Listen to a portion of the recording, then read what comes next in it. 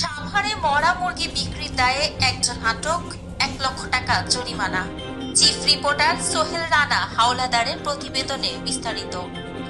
ঢাকা সাভারে মরা মুরগি বিক্রির দায়ে এক ব্যবসা প্রতিষ্ঠানে অভিযান পরিচালনা করে প্রতিষ্ঠানের ম্যানেজার বাবুকে কারাদণ্ড দিয়েছে ভ্রাম্যমাণ আদালত।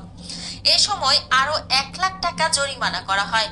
শনিবার 8 ফেব্রুয়ারি সকাল 11টা 30 মিনিটে সাভারের পৌর গেন্ডা এলাকার আমির এন্টারপ্রাইজে এই অভিযান পরিচালনা করেন সাভার উপজেলা নির্বাহী কর্মকর্তা ও ভ্রাম্যমাণ আদালতের ম্যাজিস্ট্রেট মোহাম্মদ আবু বকর সরকার। এ সময় ওই প্রতিষ্ঠান থেকে 70 পিস মরা মুরগি জব্দ করা হয়। কারাদণ্ড হওয়া ম্যানেজারের নাম ইয়ামিন হোসেন বাবু। তিনি বগুড়া জেলার সোনাতলা থানার চিচারপাড়া গ্রামের মৃত আজিজা প্রধানের ছেলে। তিনি ওই প্রতিষ্ঠানে ম্যানেজার হিসেবে কর্মরত ছিলেন।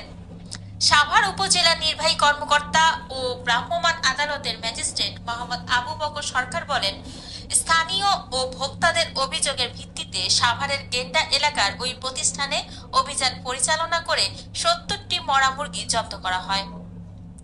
এ সময় প্রতিষ্ঠানের মালিক জাহাঙ্গীর আলম পালিয়ে যায়।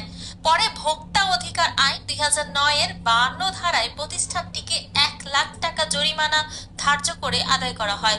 এছাড়া প্রতিষ্ঠানের ম্যানেজার মোহাম্মদ বাবুকে 1 মাসের কারাদণ্ড প্রদান করা হয়।